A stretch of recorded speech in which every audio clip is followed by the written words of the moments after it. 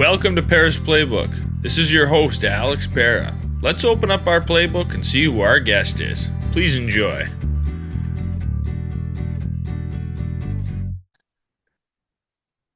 Welcome to episode 130 of Pera's Playbook. Today we're joined by Joshua Lamboy. He's an actor and stuntman, and he's been involved with multiple projects that everyone would be familiar with. Some stunt projects: She-Hulk, The Walking Dead, Suicide Squad, Falcon the Winter Soldier, The Walking Dead, Bad Boys for Life, Pitch Perfect 3, The Fate of the Furious, Baby Driver, 2016 Ghostbusters, The Vampire Diaries, Allegiant, Ride Along 2, and he's had some acting credits in Cobra Kai, Hysteria, Black Lightning, MacGyver, Pitch Perfect 3, The Walking Dead, and 22 Jump Street. So we're happy to have Josh on the podcast. We'll definitely talk Cobra Kai as that's super relevant right now.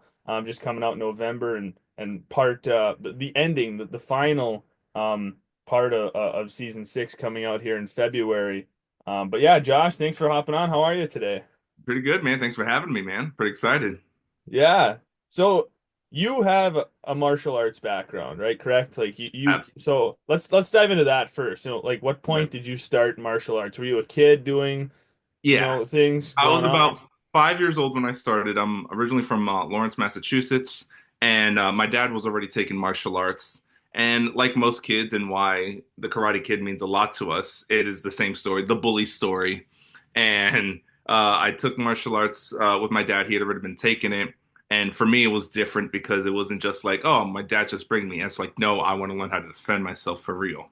So I took it very seriously. So yeah, I started Taekwondo at that age, and then continued doing that for quite some time. And then you meet up with other buddies, and then you kind of just cross train and share techniques and practices and stuff like that. And then the older I got, and the further I got into business, which we'll talk about more, then you jump into a little bit of boxing, a little bit of jujitsu, a little bit of judo. Um, and weirdly enough, with a lot of stunt folks, we train, we have like strong beginnings, and then you got to focus on the career. But a lot of us would love to go back to the dojo, to the old school training spots. So when Cobra Kai came out, when it was first on YouTube Red, I hadn't been in the Taekwondo studio for a while. And so what happened is when I saw the show, it brought back all the old feels and all that. And I knew I had to go back. So I went back. I live in Georgia, and I started meeting up with a Taekwondo school in Georgia that had the same lineage as my instructors up north, which was pretty awesome. And so, unfortunately, due to COVID, that school shut down, and then I ended up just flying up north to train with my old masters that I had when I was 5 years old. So currently, I'm a second degree black belt going for my third. If somebody would have told you, like when you first started any type of martial arts, that you would end up being in acting and stunts, what would you have said? Like, you'd be like, "Oh, you're crazy," or Young was Josh that would have on your said, mind? Young Josh would have said, duh. Because the funny thing is, my love for the arts and martial arts, like as far as like theater, movies, and combat sports, all happened at like the exact same time. So when Okay. I was 5, even younger than that, when I saw movies, I understood that was imagination. I understood that was people pretending. So for me, I was a kid who wanted to act and do martial arts, and be a performer all at the same time. So I think I spoke on one of the other podcasts, but when I remember seeing Indiana Jones Part 2, and when I saw Short Round doing martial arts and stuff, I'm like, that's what I want to do.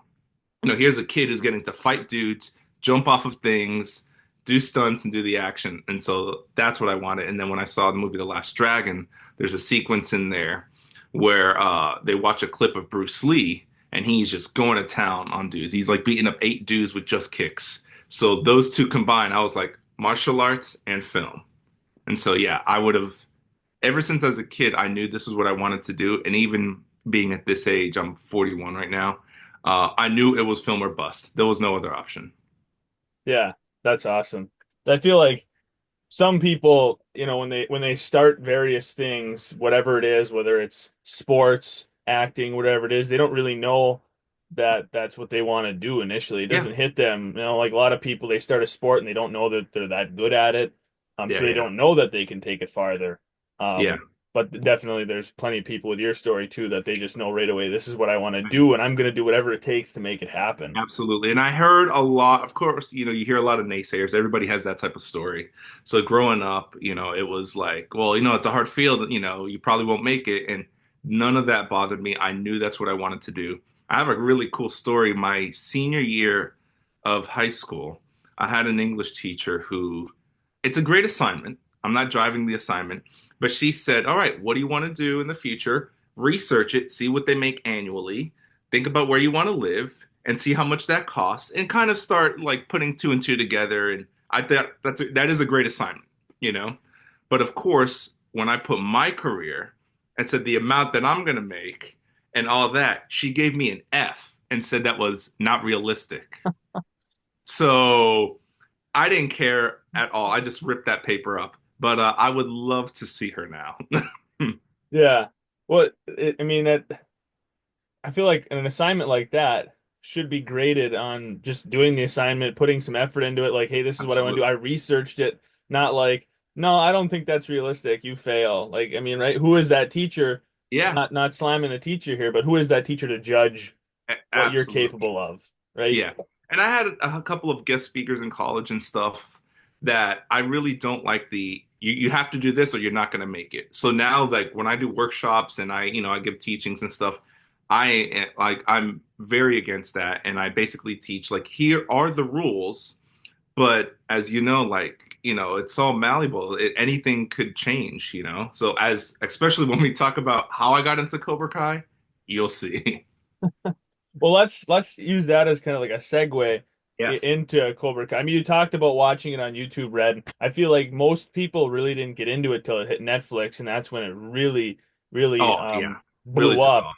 as a series. But okay, at Yeah. what point did you I mean, when you started watching it, did you think like, oh man, I wish I could be on that show. That'd be Oh, sweet. yeah. Like, So because it was filming in Georgia and I live in Georgia, we already heard, the whispers that that show's coming.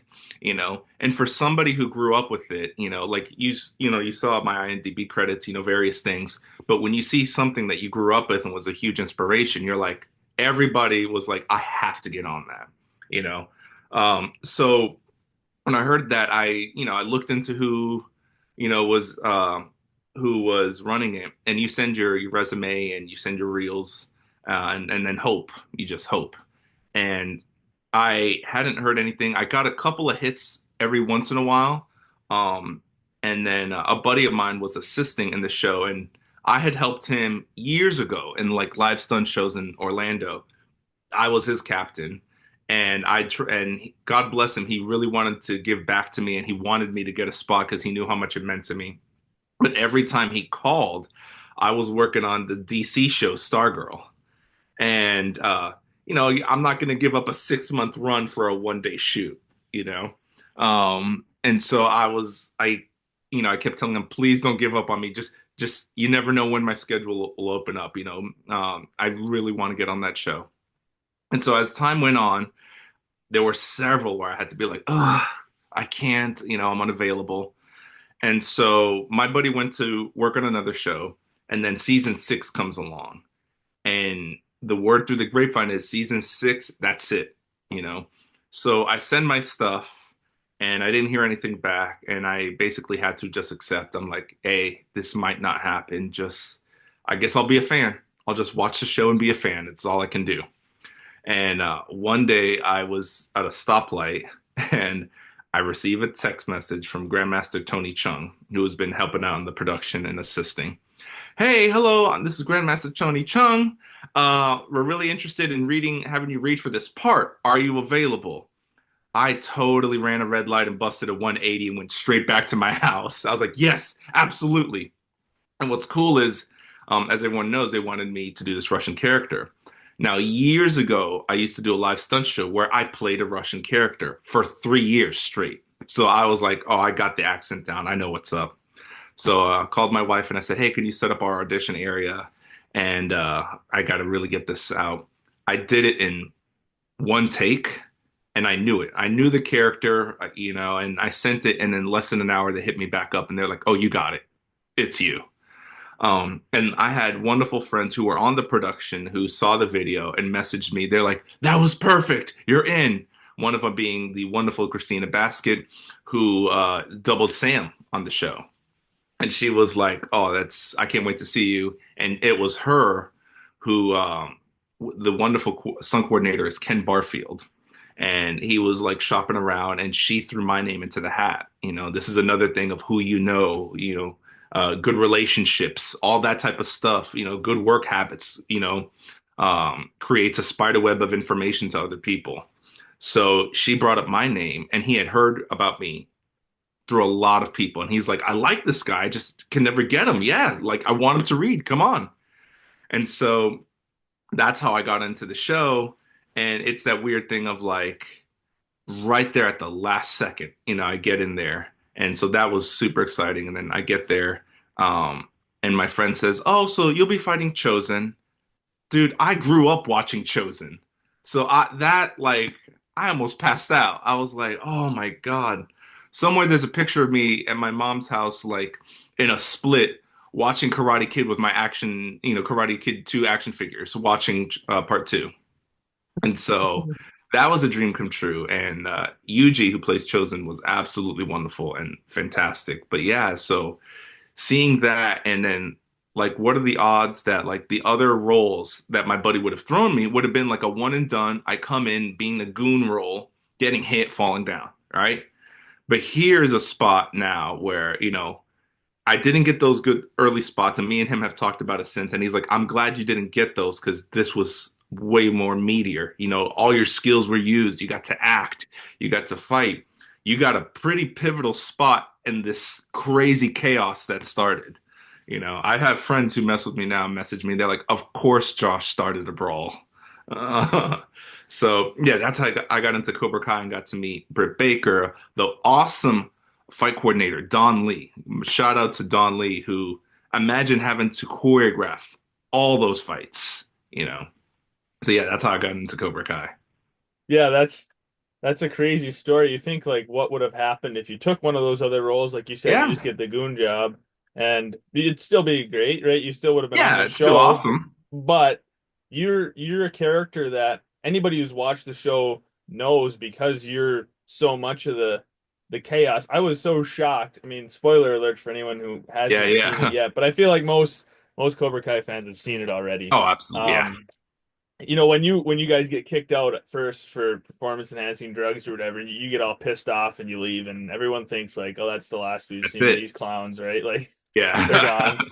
And then all of a sudden you come back and you deck Gunter and just, you know, let's damn go, right. and everybody just starts going absolutely nuts and pure chaos breaks out. I mean, everybody's gonna know that was your character. I mean, it's a pretty Yeah, important yeah, role because it really kicks off that whole last episode yeah. and the impactful events that I- follow yeah, big time. and how it ends. Well, we also have a term in the industry called burned. So, for example, if I had done a goon job, you would have seen me, which means I'm burned. You can't use me again because it'd be like, wait, wasn't that goon that he? There's no way he could be a Russian judge.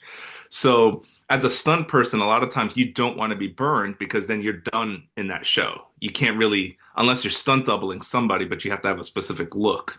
So that was the saving grace that I didn't get the goon job, and then here. I got like several weeks of work and I got to be that character and have a pretty good spot. And for the fans out there, I'm really trying. I'm sending emails to try to be part of the conventions and meet you guys and sign autographs and take photos and stuff. Yeah.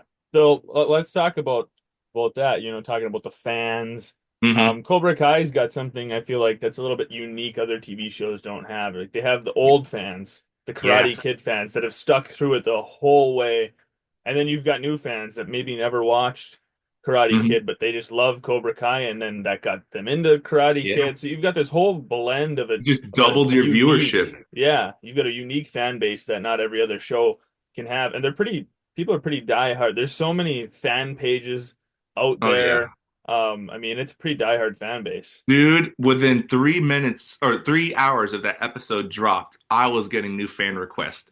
3 hours, meaning they binged it the moment it came out and messaged me at 2 or 3 a.m. already. No, they're really awesome. And my big shout out to the big three, the creators of the show. I think they did a fantastic job. And like, look at that monument that they created. Like, how do you, get an IP, a franchise, and make it just as successful 30 years later? That's crazy, you know? But I think they did a wonderful job. When I remember watching the first season and the little tidbits, Miguel in the skeleton, costume, the music, going back to the same spots. You did that, you won over everybody, and for the younger fans, now they're seeing themselves in Robbie, Miguel, you know, Tori, and seeing them get to kick butt while you have these OGs who are mentoring them, So I think that's absolutely fantastic. Yeah, I think that's what makes it so appealing is they took old storylines and new storylines and weaved them together. I feel like often when you get a new show that is related to an older series, they're trying to copy the old series too Yeah, much. And this yeah, had a nice blend of both and that made everyone yeah, happy. Because when you copy it, people just kind of like, oh, this is yeah. just the same thing. Yeah. And I think the writers are geniuses and they murk up the lines a little bit. So sometimes you see the good guys kind of act bad and vice versa, You have great Sensei Kreese has moments where it looks like a bit of retribution or, a bit of light in his character and you kind of see why he is the way he is. Then you see moments when Daniel loses it and there's Johnny trying to talk him down.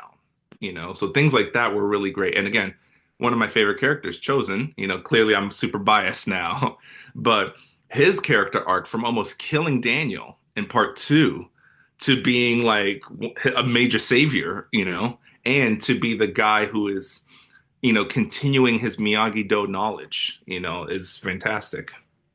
I think he provides a lot of comic relief too throughout Oh the yeah. series, right? Like everyone, like Johnny, right? Johnny's the funny guy, but Yeah, I yeah. think having Chosen in there too. I mean, I don't know, he's got some pretty funny um instances Oh throughout yeah. the series. I mean, I think that's another thing the show does well. It's got the drama and the seriousness, but it also Yeah. blends the comedy.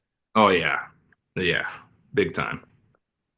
So, I mean, it's sad that it's coming to an end. And I feel that way with a lot of shows, right? Like, Yeah. I mean, obviously they can't go forever.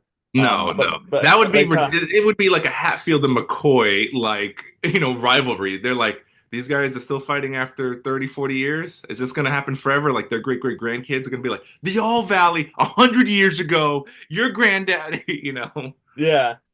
But I do think that Cobra Kai left the door open for more possibilities later down Oh, the line if they did want to do any more movies or TV shows. I know there's another movie coming out here soon, but there's so many new characters that people like, that yeah. exactly there's so much potential to keep the universe going, but it's got to be done the right way, right? Like you Yeah. don't want to beat the horse, you No, know. and I think the big three do such a good job in caring for this egg that they have that they wouldn't do it unless they can do it right?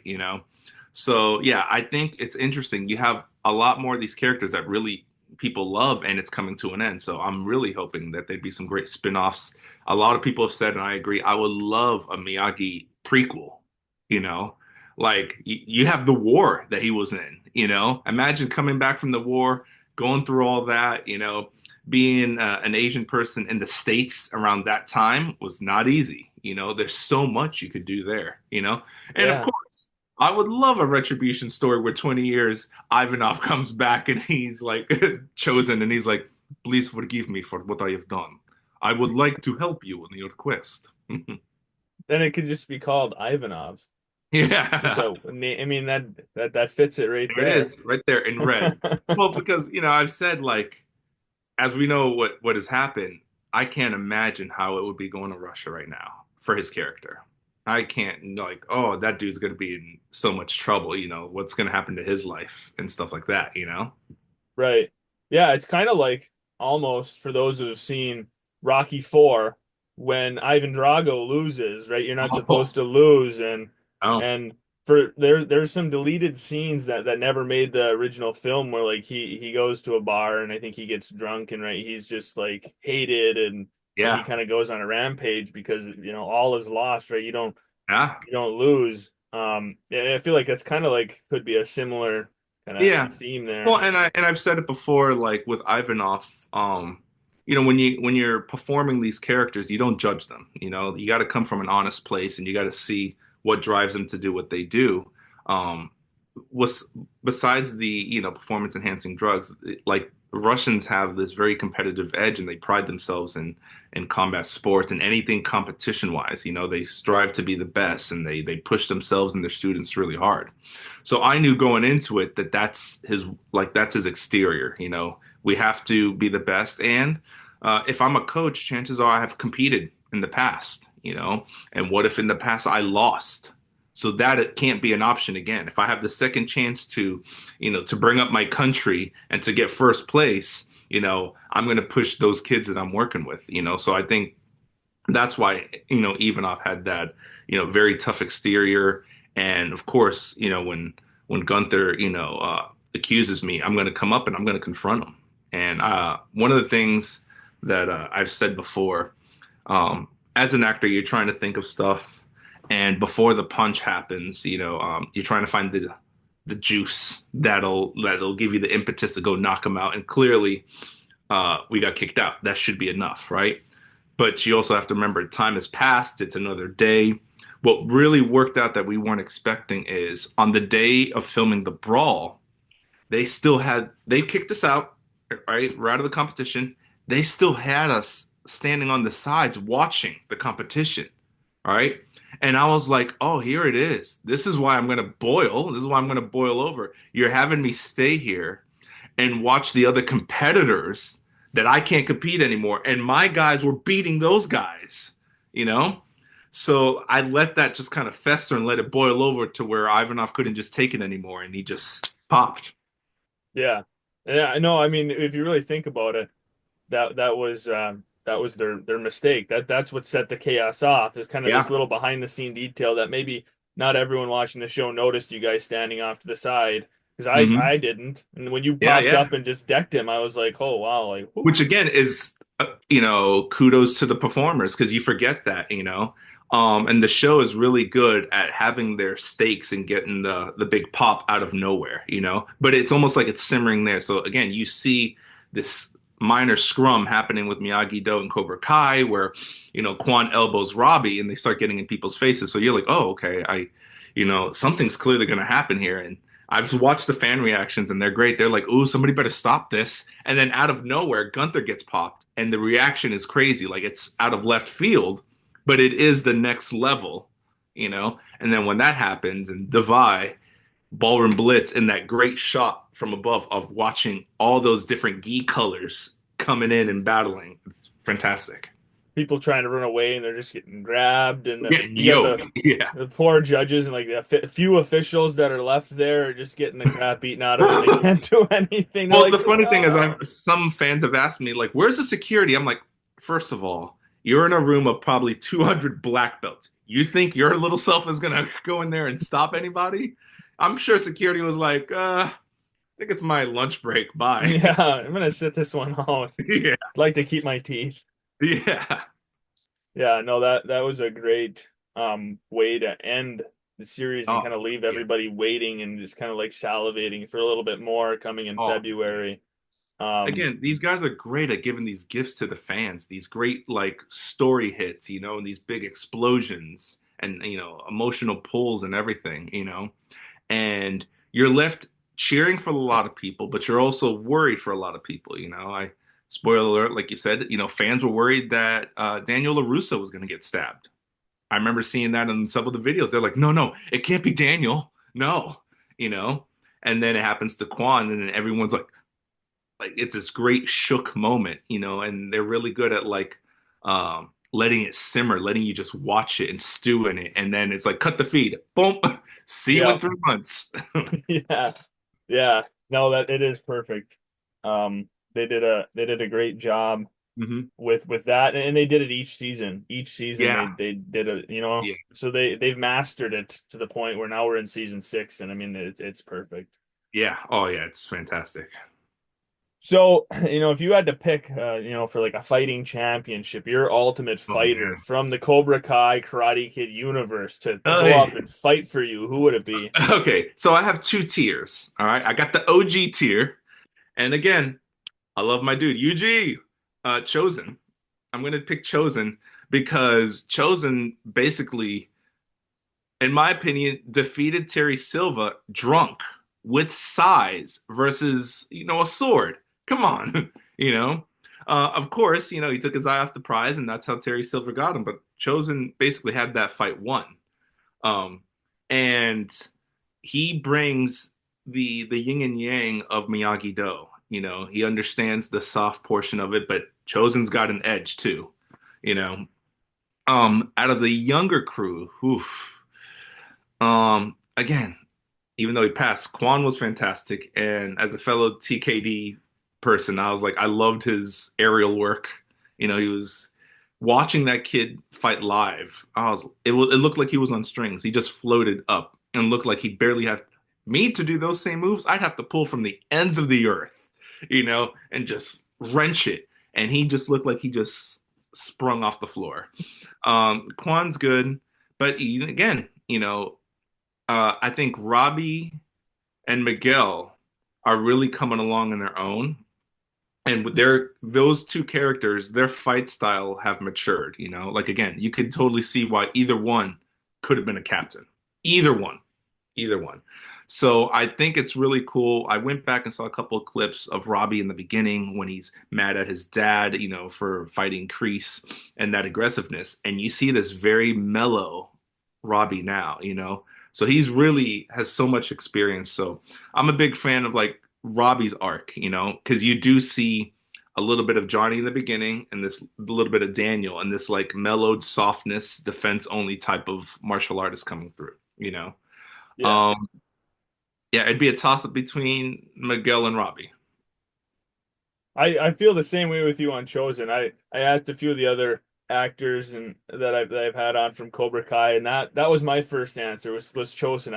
I'd pick him because if you look at him from he being a young fighter Yeah, to an older fighter, the amount of experience he's got, um, yeah, I and like you said, and Terry Silver actually was my other pick because yeah, I mean I yeah. feel like He's, and he's also got that like that oh psychotic man, like oh thing yeah. going. And He'll honestly, as he'll much as win he's no cost. He'll win no yeah, matter the cost. oh yeah, exactly. And The he might other, be one of my favorite characters in the show oh because yeah, I think the acting is so well that like man, you like kind of want to like him, but then you yeah. like know that it's all craziness. Like he's just Major snake, major yes, snake. And going back with Chosen, I just remembered, like even in his younger days, if you watch part two, when Daniel passes by and sees Chosen in the dojo, right? Even at that age, he took on five or six guys in that studio when he was demonstrating, you know, and yeah, that's young Chosen, you know. So the fact that, again, I was a huge fan when they brought him, to the States, when Daniel's like, "Will you help me?" Oh, you know, cherry on the ice cream right there. And so he's awesome. And again, he's got this like major redeeming arc. Guilt makes you do so much. And with him, like after what's happened, he is down to help Daniel no matter the cost. And like you said, like he was taught by his uncle, right? And I think the difference with Chosen and the other characters is it seems like Chosen has done nonstop training his entire life. Johnny stopped after, the tournament and all that stuff. Daniel had his moments with Mr. Miyagi back and forth, but I feel Chosen was training the entire time. You know, he knew about the pressure points before Daniel. He got the open book of Miyagi Do. You know, yeah. Yeah, no, totally. He's like that's why I think he's the kind of the ultimate fighter is he dedicated his life to it. When yeah, like you mentioned these other characters, Terry Silver, another one, right? He went on pause. He was living this other life, trying to put it yeah, off to his side. A lot of those original characters kind of did other things, but yeah, like you said, Chosen just kept going and that's why, the he entire dedicated his time. life to. How could he not be one of the ultimate? Absolutely. And actually, going back on the kids, That's a hard one. So you know what? Overall, I would pick Chosen. He's my number one. But for the younger tier, actually, it's hard because if you watch all their fights, um, I would love to see a very neutral, battle because every time there's a fight, somebody's going through something or there's some extra impetus in it. Um, when Alex, fights Quan and, he takes him out, right? You see that like he did it because he saw what was happening to Sam's character, you know? And so there's that thing, everybody's always fighting for something, which is normal in fights. When Robbie finds out that Quan lied to him, he brings this extra thing. So every time there's a fight, there's always something that they're carrying with them. I would love to see just a very neutral, like, fight where it's like, we're just here to battle, we're just here to tournament, you know. Yeah. That's hard to tell Yeah. because every time someone wins, it's because they're carrying this extra flame with them of something that just happened, you know. Right. So put him on a neutral stage, just let him fight skill only. Let's see Yeah. who No takes it. emotion. Let's Yeah. just go. Yeah, I don't know. The younger tier, I think Hawk too. I think he's a little bit Oh, underrated. I think he's got a he lot is. of talent. Yeah, yeah, Um, but same thing, like he's got a lot of emotional stuff going on throughout the show with kind of being the picked on kid. Then he gets his yeah, confidence back, but his confidence kind of only like runs through his mojo that he's putting out, right? Like, and then when he loses that, if he gets his hair shaven, then yeah, like yeah, he yeah, loses all confidence in himself. So like, yeah, if you took some of these characters and you just put the baggage aside, yeah, let him fight, yeah, who would be? I think there'd be some great battles between yeah. all of You the know young what? kids. I'm gonna throw one of mine in. Paula Ray Taylor, Draga, okay? The Queen Tigress who took on Tori and judo chucked her all over the place. Yeah, yeah. Why not? You gotta support your Gotta dojo. go. Yeah, my squad. So kind of moving away from Cobra Kai. I Mhm. mean, and maybe Cobra Kai is your answer. You've worked on a lot of different projects and Mhm. stunts and acting. What's the favorite project you've ever worked on? Oh man, yeah. Like you said, Cobra Kai is definitely a huge one for me. Because it marked off all all the check marks. So that one I'm just gonna live with me forever. And again, the fans have been awesome. There's been awesome fan art they've sent me. It's really cool. So the fans are really great. Um, I did Walking Dead, and that's another one for me. Because I got the honor to uh, well, for example, again, I've shot this trivia before, but Okemi, who is Sean Kenny's brother, I believe, right in the show, Yeah. he was a character on Walking Dead, the Masked Man, right? Elijah. A cool piece of trivia that I've told folks is I was that character in the first episode. So the introduction character, when they first introduced him and he like saved Father Gabriel, that was me in the suit. And then they were looking for an actor to be that character, and so they went with Akemi, which is really cool, and he did a great job. Because in that situation, I was burned because I played Baby Gracie's dad, season 8, and I had a one-on-one fight with Rick Grimes himself. So that was a cool one. Um, as far as like other cool ones, I did Die Hard with Kevin Hart, and that was really cool, an acting spot as well. But it's because I got to meet one of my idols. I got to meet John Travolta, and he was absolutely awesome. So yeah, a lot of jobs have like different meanings. Like this one is just like um, a wish fulfillment to the young Josh, to the kid who grew up Yeah. watching it. It's it's something that like a fulfilled promise to him, and to be like, hey, we're in TV and film, kid. We did it, you know. Yeah. So like yeah, like that means a lot to me, because you're so focused on achieving the next thing, continue training. We got to get this, we got to get this. But I always say stop and remind yourself why you're doing it too. You got to remember why you're doing it, or else it becomes too much of a job, and then you get away from the dream. Yeah. Yeah, and I mean you've been a part of a lot of major. I mean you've been in a lot of done stunts with a lot of Yeah, superhero Marvel and DC. yeah, yeah. The Allegiant, obviously that whole Yeah. series was huge. The Fast and the Fate of the Furious. I mean, so you've Yeah. been a part of some major series and universes throughout Hmm. time, and throwing Cobra Kai in there and The Walking Dead. I mean, there's some Oh just yeah. huge sci-fi You know, and as far as work also goes, the show Stargirl, you know, I know it's not like, some of the other stuff, but the thing with Stargirl that I liked is one of my best friends, Walter Garcia, was a stunt coordinator. One of my other best friends, Michael Jaworski, was a fight coordinator. And we've known each other for 14, 15 years right now. And what's really cool about Walter, he's a great artist, as I am myself, is we know each other very well. And he knows that I can act. He knows that I also danced. He knows I also studied mime and movement. So what's really cool about working with him is he puts me in spots, like he knows I could, like, their joke is like I'm the thousand faced man or I'm the chameleon. So he had me double one season, seven different people, seven different people. I doubled a 70-year-old man. I doubled a 17-year-old kid, because he knew I could morph into like the way they walk, the way they move, the way they stand.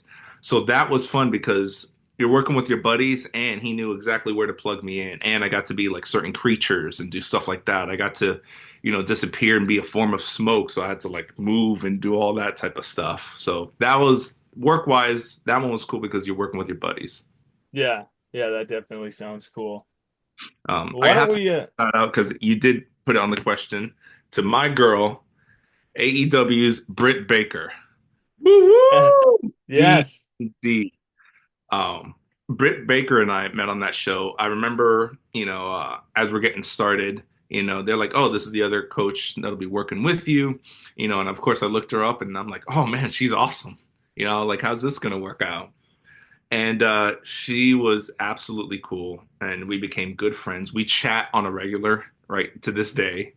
Um, and Britt is legit. Britt can take a bump, and she was super cool, and I think she did amazing as Ascana. And yeah, I wish her all the best. Love you, girl. Yeah, you had a cool co sensei, like Oh yeah, obviously every buddy's got a lot of the people had a martial arts background, and you had various martial arts actors, but I mean you got a professional wrestler to be your stunt, or I rock mean you're bottoming people through tables. Come on, yeah. man. We make a hell of a squad. Yeah, no, Me who and her wants to are on mess the with run the from Russia after that. who wants to mess with that Russian team, I mean. Yeah, when I said Divide, she was the first one up and going, so she Yeah, was about it. yeah, no, that's awesome.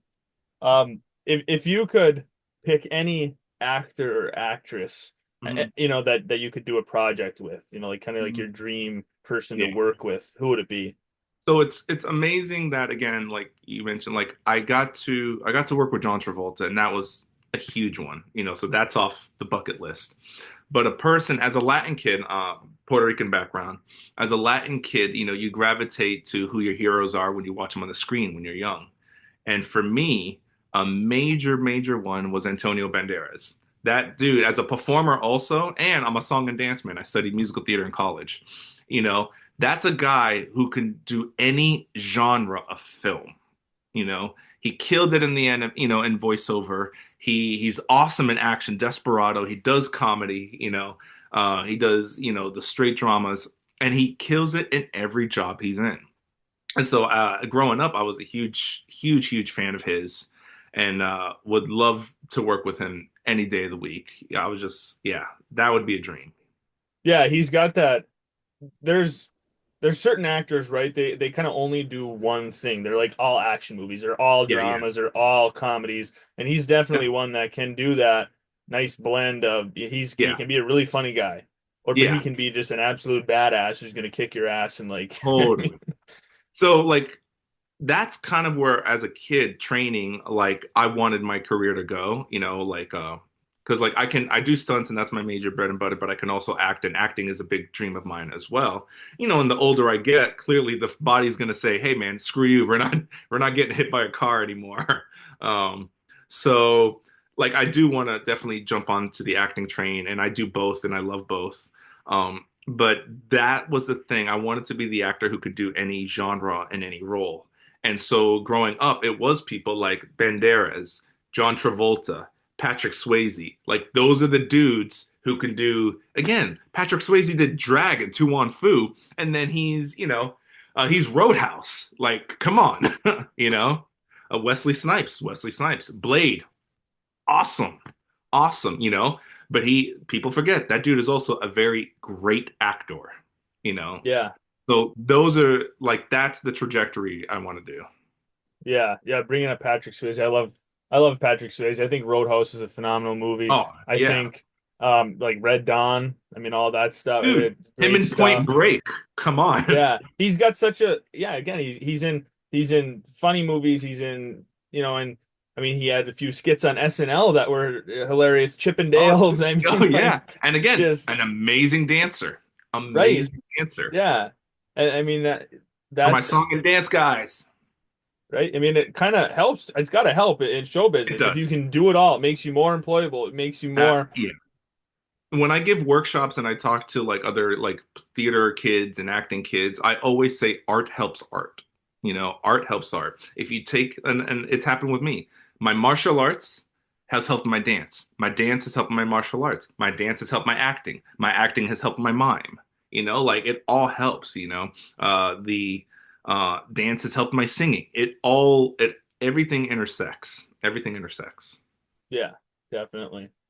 Why don't we wrap it up on like what's your favorite sport? If you're just gonna plop down on the Oh couch and man. watch So, something. okay, here's where I'm gonna lose probably 50% of my fan base. I am a huge Pittsburgh Steeler fan. All right. There it is. Bye guys.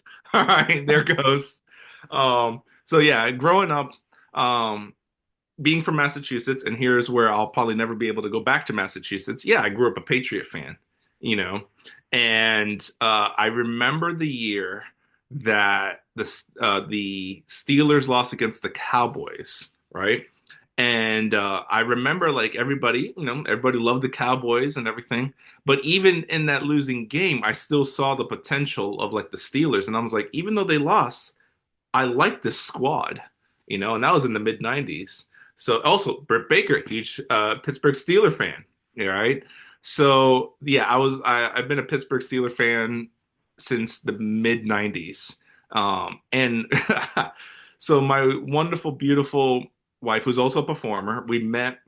A live show we did back in the day in Orlando was the Wizarding World of Harry Potter, and we auditioned and we met there and then later fell in love. So I was a stunt guy and she was a dancer in the same show. So what was really cool is everything gelled, everything was wonderful.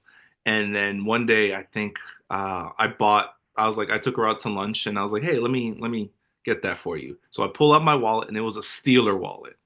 And then I found this out later. She goes to her mom and she goes, Mom, I found, in relationships, they're trying to find out what's the thing that might, you know, like, does he do this? Does he do that? What's the one bad niche? And she goes, Mom, I found it. He's a Steeler fan. And what's hilarious is her family are Cincinnati Bengals fans. So, yeah, I have two beautiful kids. I have an 8-year-old Lily, and I have a 4-year-old named Antonio, as you can imagine where that name is from. And my father-in-law finds it quite funny once in a while to buy them Bengal gear and stuff like that. Well, that's not exciting this year. That's got to be tough, being a Bengals fan this year, right? So much hope and all this talent, and just Man, can't put the pieces together. I know we battle a lot, but yeah, like the Bengals, they almost always get it, and then some niche just drops them, and a lot of times they had the tools, AJ Green, you had Giovanni Bernard, you had the tools. It just Yeah. always crumbles. So my joke to my father-in-law is I'm like, you're gonna keep buying them that Bengal gear. I didn't know you wanted your grandchildren to cry a lot. But how are you feeling with the Steelers? That's kind of a mixed emotions too. I mean, they're having a good year, but then like, oh man, I really thought they had a chance last week, and then it So did, again, yeah, the same way the Bengals feel, sometimes the Steeler fans feel, The difference is with Steeler fans, we call out our squad, we're like, hey man, you're messing up, So yeah, because the beginning of the year, fire, fire, But then there's a weird niche with the Steelers where it, man, it happens every time we go against Cleveland. The Browns can have a really horrible season. I think when we went against them, maybe they were 2-11, and we lost royally to them. And it always happens where if we're having a good year and we go against Cleveland and Cleveland's having a horrible year, we always lose that game, you know? And then, yeah, then we got destroyed by the Ravens.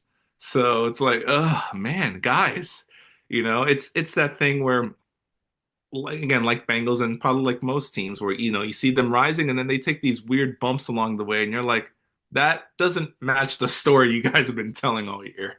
Yeah. The one thing you guys have is Mike Tomlin. I mean, that guy's reliable, Yes. right? Like you can feel Man, good about him coaching your Steeler team. history, we've had great coaches. Chuck Noll, we had the Chin, Bauer, and Tomlin, great guys but again, to their credit, when these coaches stay for a while, you got to give them time. They got to shape the team. People forget that Bauer had to shape the team for a while before his Super Bowl win, you know?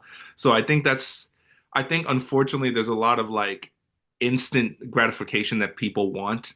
And with coaches, you gotta you gotta work the team and force them to respect you. And people forget Tomlin came in as a young coach, you know, a young coach coming after Bauer. So I'm sure there's a lot of like, well, coach didn't do it this way before, so he had to shape them and force them to kind of trust him, and then trust his plays and everything. And it takes a while. And the coach also has to find the players that works best. He's got to find his chess piece. He's got to find his chess set. Me and this guy in Jalen, I don't like the way he plays. I'm really looking into this quarterback. Bump it. Let's get the third stringer in there. And yeah, he's got to shape it. And Tomlin's doing fantastic. I remember the year.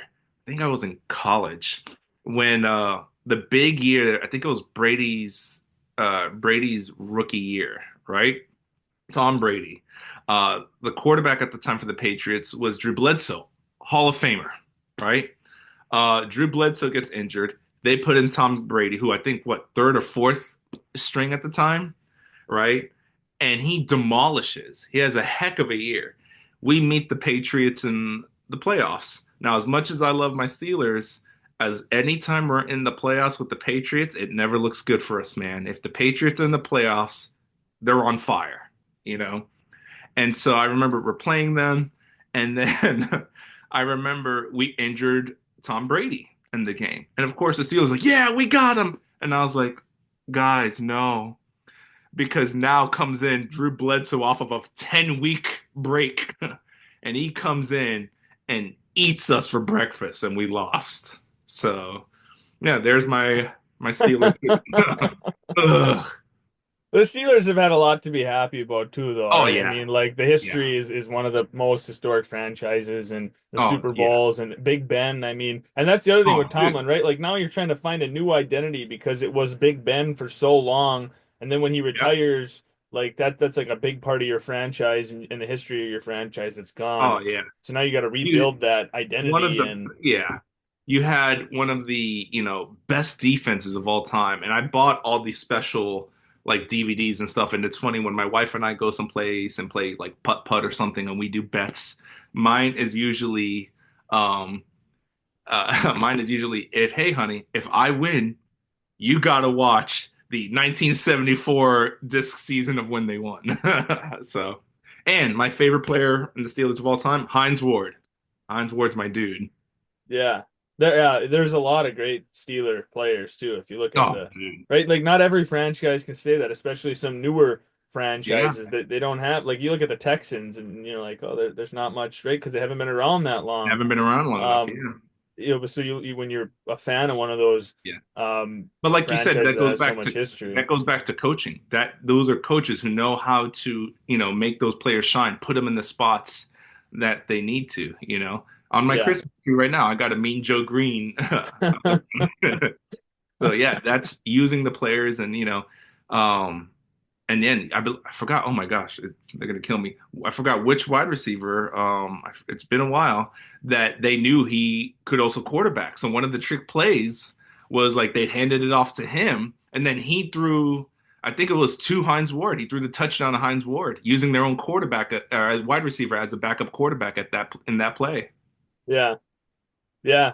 And I don't think the door, like speaking of this season, I don't think the door is closed right now. Like, yeah, they lost to the Ravens and that was kind of like, oh, maybe, Yeah, like but there's a lot of inconsistency this year in the NFL, and I think it's kind lots, of wide open right now on who lots. who can do it. I think the past couple of years you haven't really seen like the one squad that is just bulldozing through.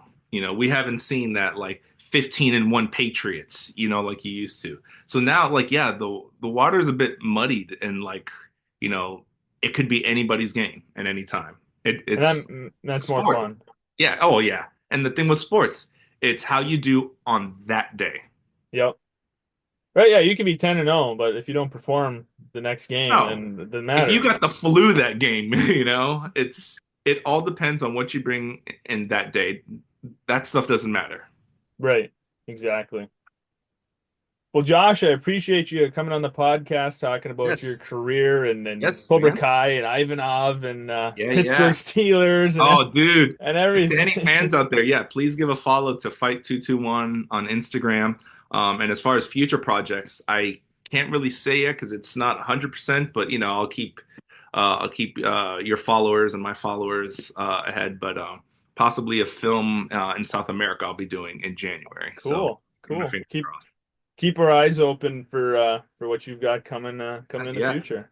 Yeah, and thanks to you and the fans, because like I said before, you guys are the continuous heartbeat of these things, like I've said it before, where I that was a moment in time for me, you know, but I'm getting to relive it talking to you, and you guys continue, bringing the fans and the love and stuff like that. So thanks, shout out to you guys, thank you and the fans who are incredible. Yeah. Thanks, and appreciate you coming on. All right, take care. Thanks for listening. Please stay tuned for more episodes soon.